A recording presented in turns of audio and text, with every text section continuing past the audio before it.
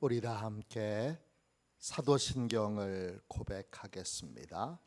나는 전능하신 아버지 하나님 천지의 창조주를 믿습니다. 나는 그의 유일하신 아들 우리 주 예수 그리스도를 믿습니다.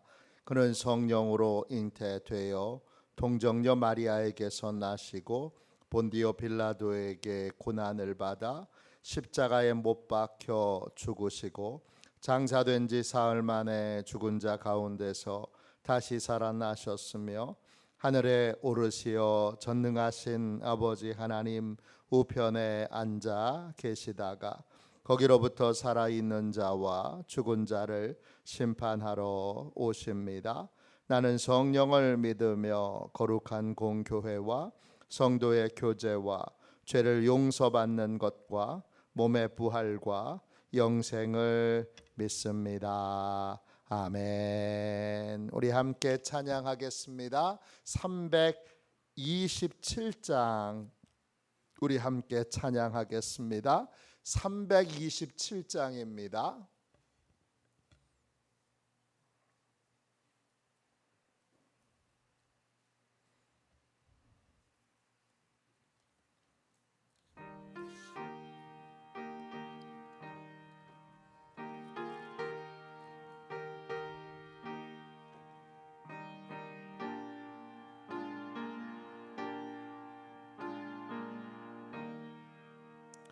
주님 주신 화평 믿음 얻기 위해 너는 정성껏 기도했나.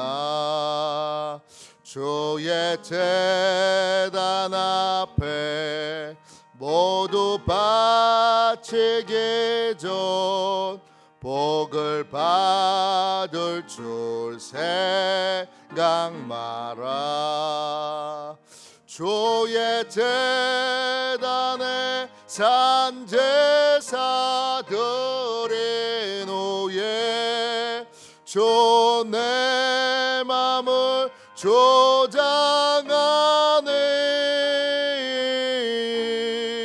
주의 뜻을 따라 그와 동행하면 영생 복락을 누리겠네. 주의 밝은 빛에 항상 활동하며 선한 사업을 힘쓰겠나. 자유 얻으려면 주의 뜻을 따라 너의 모든 것 희생하라. 주의 제단에 산 제사드린 후에 주 내 맘을 조장하네. 주의 뜻을 따라 그와 동행하면 영생 복락을 누리겠네.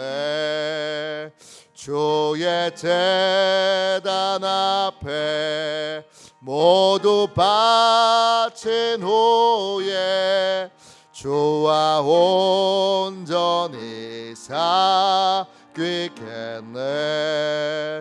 주님 주신 기쁨 또한 그의 사랑 어찌 말로 다 영용하랴. 주의 제단에 산 제사드린 후에 주 내 맘을 조장하네. 주의 뜻을 따라 그와 동행하면 영생 복락을 누리겠네. 아침에 드리는 기도를 같이 드리겠습니다. 월요일 아침에 드리는 기도입니다. 함께 기도하겠습니다. 주님, 나의 마음을 드려서 주님께 감사드립니다. 주님의 놀라운 은혜를 쉼없이 전하게 하소서. 자비로운 주님, 이 시간 제게 임재해 주셔서 제 마음에 기쁨과 평안을 가득 부어주시고 제 모든 길을 인도하셔서 오늘 하루의 시간이 주님의 사명을 이루는 복된 날이 되길 원합니다. 예수 그리스도의 이름으로 기도합니다. 아멘. 우리 하나님 말씀을 같이 보겠습니다. 시편 15편 4절입니다. 시편 15편 4절입니다. 구약성경책 811쪽 되겠습니다.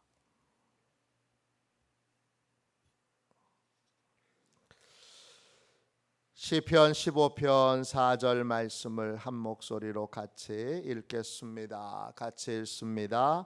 그의 눈은 망령된 자를 멸시하며 여호와를 두려워하는 자를 존대하며 그의 마음에 서원한 것은 해로울지라도 변하지 아니하며. 아멘. 주님의 말씀입니다. 감사함으로 우리의 온 심령에 하나님 아버지의 말씀을 받았습니다. 신령한 예배, 하나님이 임재하시는 예배, 하나님이 강력하게 권능으로 역사하시는 예배를 드리기 위하여 예배자로서 우리를 어떻게 하나님 앞에 드려야 할 것인지를 점검하는 신령한 예배를 위한 자기 점검의 시간을 갖고 있습니다. 이 시편 15편은 성전에 입장하는 노래입니다. 영어로 Entrance Close Song입니다. 이 입장하는 이 예배자로서 나는 하나님 앞에 회개할 것이 없는가, 점검할 것이 없는가 살펴보도록 이 노래를 불렀습니다. 우리는 하나님이 임재하시는 강력한 예배를 사모해야 합니다. 하나님이 강력하게 임재하시면 장소가 어딘지, 공간이 어떤지, 또 예배를 위한 여러 장치와 기능이 있든지 없든지 상관없이 강력한 변화의 역사가 일어납니다. 그 대표적인 예가 감리교 야외 예배입니다. 감리교 예배의 원형을 어디서 찾을 것인가? 한 번도 그렇게 생각해 본 적이 없는데 어제 새벽에 주님이 기도하시는데 감리교 예배 원형은 감리교 야외 예배라는 걸 알려주셨어요. 그 야외 예배 때에는 수많은 불신자들이 몰려와 있고 때때로는 폭도들이 그 예배를 방해하기 위해 소나 말에 분뇨, 똥을 막 사방에 붓기도 하고 돌을 던지기도 하는데 그런 소란한 상황 가운데에도 하나님의 임재에 압도당해서 그 자리에서 회개하는 사람, 또 병 고침 받는 사람, 천국을 보는 사람, 입신하는 사람들이 나타나고 그렇게 강력한 변화의 역사들이 임하게 됩니다. 그게 감리교 예배의 원형이구나라고 하는 걸 당연한 사실이었는데 어제 하나님이 강력하게 그렇게 보여주셨어요. 감리교 예배 회복의 길을 걸어가라. 우리는 자꾸 예배를 그냥 예배 시간에 예배의 공간 안에 들어와서 머물러 있는 거, 그걸 예배 드렸다 그럽니다. 내가 오늘 예배를 통하여 생생한 하나님을 만났는가, 이건 생각 안 해보고 그 예배 가운데 신령한 하나님의 은혜와 능력이 임하고 그 능력이 나타났는가, 이건 생각 안 하고 그냥 그 자리에 머물러 있는 거, 그 시간에 머물러 있는 거, 그걸 예배 드렸어 그렇게 말하는 거에는 우리 안에 거룩한 예배에 대한, 신령한 예배에 대한, 하나님의 임재가 있는 예배에 대한 사모함이 없다는 걸 우리는 깨닫게 됩니다. 예배를 그냥 공간 안에 그 시간에 머무는 걸로, 또 예배를 잘 드렸어, 예배 잘 드린 게 뭐예요? 잘 들었어. 그 말씀을 실천하려고 하는 마음은 없고, 의사 선생님한테 당신 병의 내용이 이겁니다, 진단을 듣는다 그래서 그 병이 고쳐지나요? 그 진단에 따라서 의사 선생님이 먹지 말라는 거 먹지 말고, 약 먹으라는 거 약 먹고, 또 운동하라는 거 잘 해야, 그 진단대로 따라야 병 고침 받는 거 아닙니까? 의사한테 와서 매일 진단은 듣는데 그 진단대로 한 번도 따르지 않고, 나 잘 들었어. 영혼의 의사이신 우리 주님께 진단을 잘 들었어, 맨날 들었어, 잘 들은 걸로 끝나는 예배,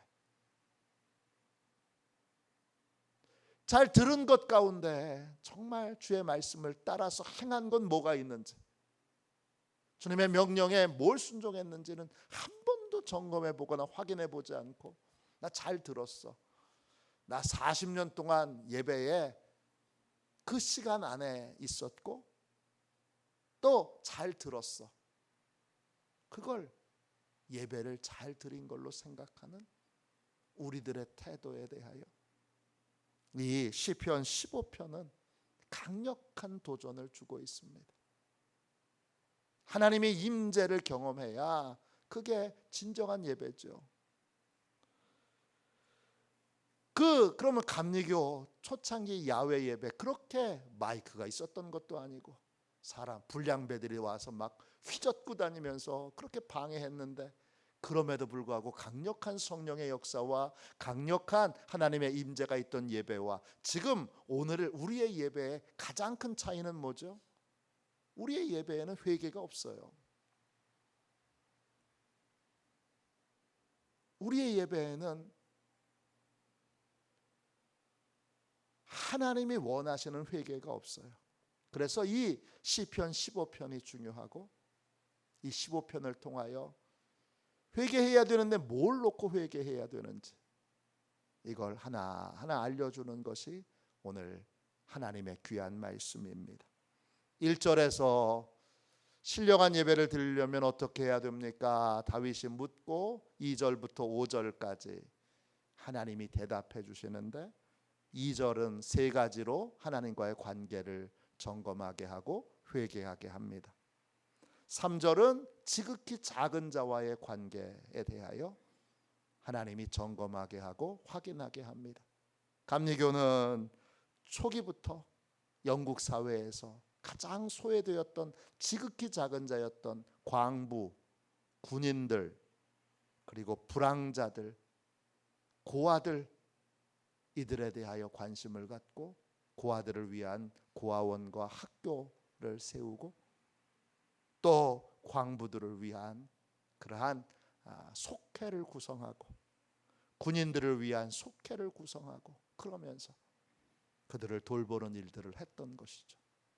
그러니까 계속 하나님의 기름 부으심이 이 야외 예배에 있었던 겁니다. 이 지극히 작은 자와의 관계를 어떻게 맺고 있는가를 3절에서 세 가지로 하나님 앞에 점검하고 회개하고 고치게 합니다. 4절은 뭐죠? 4절은 분별력 있는 삶을 살고 있는가에 대하여 세 가지로 점검하게 합니다. 분별력이 있는 삶이 있고 분별력이 없는 삶이 있습니다. 분별력이 있어야 죄의 유혹을 이길 수 있습니다. 오늘 말씀 시편 15편 4절 맨 앞부분에 이렇게 되어 있습니다. 그의 눈은 망령된 자를 멸시하며 그랬습니다. 망령됐다라는 말은 한문으로 보면 영이 망했다 이런 뜻이죠. 히브리어로는 마악이에요. 뜻은 혐오하다, 거절하다, 던져버리다 이런 뜻이에요. 망령된 자는 누구냐? 하나님을 거절한 사람이에요. 하나님을 인정하기를 거절한 사람, 하나님을 믿기를 거절한 사람, 또 하나님의 말씀에 순종하기를 거절한 사람이 바로 망령된 자예요. 근데 이 망령된 자도 일시적으로 성공할 수 있어요. 일시적으로 형통한 사람처럼 보일 때가 있어요. 그걸 멸시한다는 건 그걸 잘 분별하여 부러워하지 않는 걸 말해요. 말씀의 결론대로 될 것이고 하나님이 말씀하신 대로 결과적으로 될 것이라는 걸, 하나님의 말씀대로 될 것을 알고 믿는 것이 바로 예배고, 그 하나님을 거절하고 순종하기를 거절한 불의한 자의 일시적인 형통, 일시적인 평안, 이게 아주 일시적인 것이지 영원할 수 없다는 걸 알고 믿는 사람이 바로 망령된 자를 멸시하는 자입니다. 시편 73편 3절에 보면 우리를 넘어뜨리는 것들이 있어요. 믿음의 길에서 우리를 넘어뜨리게 만드는 유혹들이 있는데 시편 73편 2절에 이렇게 고백하여 내가 거의 넘어질 뻔하였고 나의 걸음이 미끄러질 뻔하였으니, 내가 넘어질 뻔했고 거의 미끄러질 뻔했는데 이유가 뭐냐 하면 내가 악인의 형통함을 보고 오만한 자를 질투하였음이라 그랬습니다. 이때 악인이라는 말은 히브리어로 라사인데 하나님을 믿지 않는 사람을 말해요. 하나님을 믿지 않고 하나님을 인정하지 않는 사람의 형통함을 보고 그랬어요. 그때 형통함은 샬롬이에요. 샬롬은 하나님과 하나됨으로 인하여 누리고 얻게 되는 평안, 고요함, 부유함을 뜻해요. 근데 하나님을 믿지 않는 사람이 하나님을 믿지 않는데 하나님과 하나 되지도 않았는데 형통함을 누리고 있는 것처럼, 또 고요함을 누리고 있는 것처럼, 평안함을 누리고 있는 것처럼 보여요. 분별력이 있는 사람은 그게 빈 껍데기라는 걸 알아야 하는 거예요. 그게 빈 껍데기뿐인 평안이고, 그것이 빈 껍데기뿐인 고요고, 그것이 빈 껍데기뿐인 그러한 부유함인 것을 볼 수 있는 사람, 그 사람이 바로 망령된 자를 멸시하는 사람이에요. 이 형통함을 보고 질투하면, 질투했다는 말이 히브리 말로 보면 콰나예요. 뜻은 뭐냐 하면 분노하면서 부러워하는 거예요. 아니 어떻게 저럴 수가 있어? 아니 어떻게 저런 사람이 저런 형통을, 저런 부를, 저런 고요함을, 저런 평안함을 누릴 수가 있어? 막 분노하는데, 분노하는 마음 안에 뭐가 있는 거예요? 부러워하는 마음도 있는 거예요. 야, 저렇게 온갖 악을 저지르고도 저렇게 잘 살고 저렇게 떵떵거리고 또 저렇게 돈을 물쓰듯 하고 저렇게 많은 사람들에게 인기를 끌고 도대체 이게 말이 돼? 그러면서 그걸 부러워하는 거예요. 그게 질투하는 거예요. 그럼 어떻게 되죠? 믿음의 길을 걸어가고 있는 내가 초라해 보이는 거예요. 내가 어리석어 보이는 거예요. 내가 바보 같아 보이는 거예요.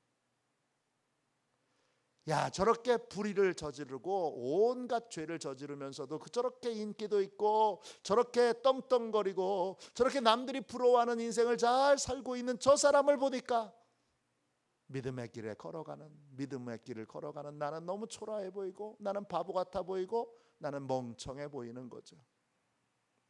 그게 질투하는 거예요.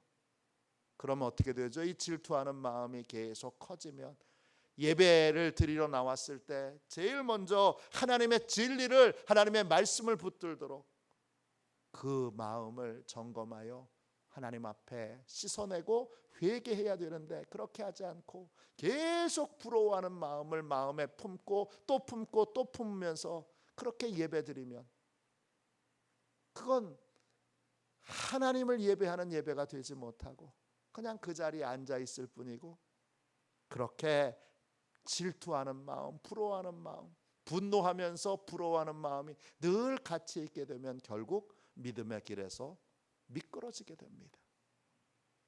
넘어지게 됩니다. 망령된 자의 특징이 세 가지가 있는데 잠언 21장 4절에 그 세 가지가 나옵니다. 하나님을 인정하지 않는 사람의 세 가지 특징이 있어요. 뭐냐? 눈이 높은 것과 마음이 교만한 것과 악인의 형통함은 다 죄니라 그랬어요. 망령된 사람, 하나님을 인정하지 않는 사람의 세 가지의 특징이 있는데 항상 눈이 높아요. 항상 높은 걸 쳐다보니까 어떻게 되느냐? 현재의 내 삶에 주어져 있는 것들에 대하여 원망과 불평이 가득합니다. 남편에 대해서도 내가 왜 저런 남자를 만나서, 아내에 대해서도 내가 저런 여자를 만나서, 하필 내가 이런 상황에 놓였고, 하나님 저 사람은 저렇게 떵떵거리고 잘 사는데 왜 나는 이 모양 이 꼴입니까? 눈이 높은 것이 여러분 하나님을 인정하지 않는 사람의 첫 번째 특징이에요. 그래서 늘 원망과 불평에 사로잡혀 살아요. 두 번째는 뭐죠? 마음이 교만해요. 마음이 교만하니까 하나님의 말씀을 듣고도 순종하지 않아요. 왜? 하나님보다 내 마음이 더 높은 곳에 있어요. 하나님 말씀 들어보고 순종할지 순종하지 않을지, 내 경험과 내 지식과 내 방법에 합당해야, 그래야 제가 하나님 말씀 따라 드릴게요. 이렇게 되는 거예요. 이게 마음이 교만한 것이에요. 세 번째가 악인의 형통한 것. 이 형통은 앞의 형통과 다른 단어예요. 이 형통은 니이르라는 말인데 악인들이 하는 여러 가지 행위들을 말해요. 기본적인 뜻은 땅을 파는 거, 경작하는 거 말해요. 악인들이 계획하는 모든 것들은 다 악할 뿐이라는 거예요. 끊임없이 이 망령된 자들은 계획을 세워요. 하나님의 뜻과 상관없는 계획을 계속 세우는데 그 계획은 다 헛된 계획이 됩니다. 이게 망령된 자의 특징이에요. 이 망령된 자의 겉껍데기의 형통을 부러워하지 말아야 돼. 분노하면서 또 부러워하는 거예요. 하나님은 반드시 베드로전서 5장 6절에 하나님의 능하신 손 아래에서 겸손하라. 때가 되면 너희를 높이시리라. 하나님은 하나님의 사람을 반드시 연단하여 그를 훌륭하게 쓰십니다. 다윗도 연단하셨고 요셉도 연단하셨고 모세도 연단하셨습니다. 하나님이 쓰시는 모든 귀한 사람들에게는 반드시 연단이 있습니다. 우리는 연단 없이 그렇게 껍데기뿐인 악인의 평안, 고요, 부러움을 분노하면서 부러워하고 동시에 연단받고 있는 나를 초라하게 여기는 이 어리석은 생각을 우리는 늘 분별할 수 있어야 합니다. 언제 분별해야 되느냐? 예배를 드리러 나와서 분별하여 복의 원리를 알고 복의 원리를 믿고 복의 원리를 따르는 예배자가 되어야 합니다. 오늘 말씀의 제목이 복의 원리를 알고 복의 원리를 믿고 복의 원리를 따르는 예배자입니다. 복의 원리를 알고 믿고 따르는 예배자. 복의 원리는 성경에 나와 있습니다. 우리의 눈의 현상이 악인이 일시적으로 샬롬 평안을 누리는 것처럼 보이고 하나님을 안 믿는데 하나님의 법을 따르지 않는데 하나님께 순종하지 않는데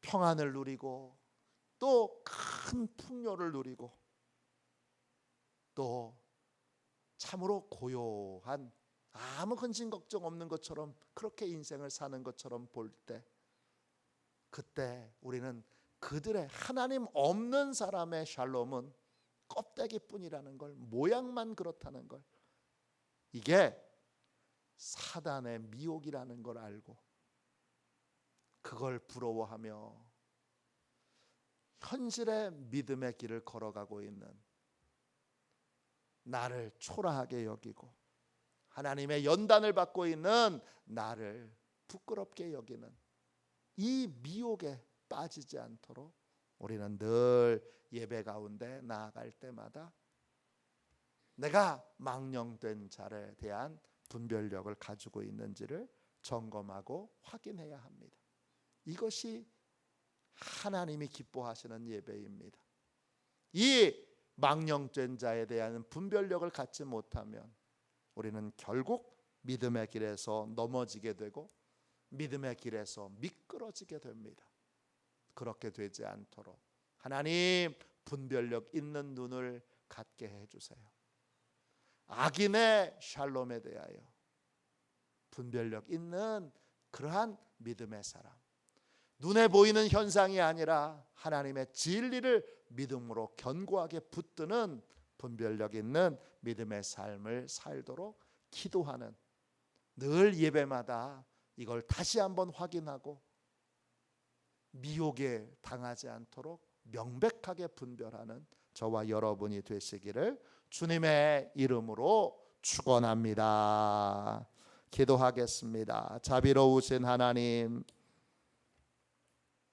저희들 한 사람 한 사람을 존 웨슬리와 같은 신령한 예배자로 세워주셔서 저희가 함께 예배하는 모든 곳에서 주여, 주의 종이 인도하는 모든 예배에서 모든 말씀을 전하는 자리에서 하나님의 강력한 임재가 있고 강력한 성령의 역사가 있고 강력한 변화의 역사가 있고 어떤 방해도 능히 이길 수 있는 그러한 강력한 하나님의 임재 있는 예배를 드리기 원합니다.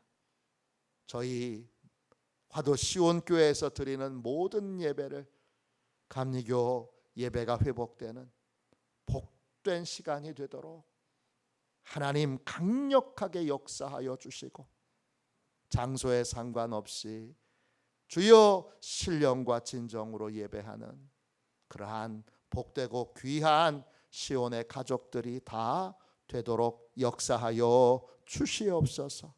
진정한 예배자가 되게 해주시고 성령님이 허락하시는 하나님의 강력한 임재가 있는 예배 속으로 저희가 들어갈 수 있도록 축복하여 주옵소서. 분별력을 갖기 원합니다. 주께서 악인의 일시적인 아버지의 형통을, 악인의 껍데기뿐인 형통을 부러워하지 않게 해주시고 잘 분별하여 껍데기뿐인 것을, 아주 잠깐뿐인 것을 알게 하여 주셔서 주여 전능하신 하나님의 손 아래에서 겸손히 하나님의 때를 기다리며 하나님이 알려주시는 것을 배우고 훈련할 수 있는 그러한 복되고 귀한 예배자들이 다 되게 하여 주옵소서.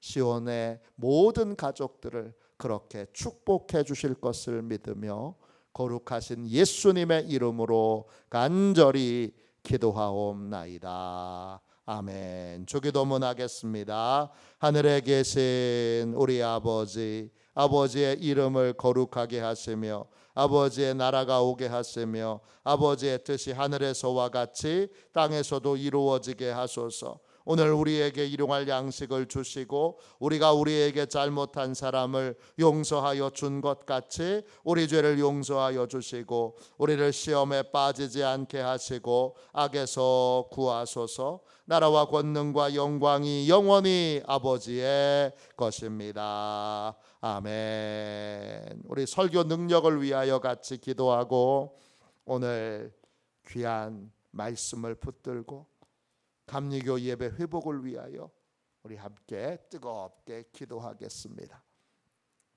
설교 능력을 위하여 같이 기도하겠습니다. 기도합니다. 하나님 아버지, 이중구 목사님과 조지의 사모님에게 건강과 지혜를 주옵소서. 목사님께서 말씀을 준비하기 위해 하나님께로 나아갈 때 하나님의 긍휼과 자비를 목사님의 마음에 가득 부어주시고 꼭 전해야 할 하나님의 말씀을 준비하도록 날마다 충만한 영감을 더하여 주옵소서. 말씀이 선포될 때 회개의 역사, 심령의 변화, 삶의 변화가 일어나게 하옵소서. 말씀을 선포하시는 곳마다 100배, 60배, 30배로 열매 맺게 하옵소서. 지혜, 지식, 가르치는 은사, 예언의 은사가 풍성하게 하옵소서. 말씀을 연구할 수 있는 충분한 시간과 여유 그리고 장소를 주옵소서. 목사님의 말씀이 불이 되게 하시고 영과 혼과 골수를 쪼개는 놀라운 능력으로 나타나게 하옵소서. 목사님의 말씀을 통해 치유의 능력이 나타나 영혼과 육체를 치유하게 하소서. 선포된 모든 말씀은 반드시 책으로 만들어져 전 세계 사람들에게 양육 교재로 사용되게 하소서. 아멘. 우리 두 손들과 함께 주님 세 번 부르짖어 간절히 하나님 앞에 기도하겠습니다. 기도합니다. 주여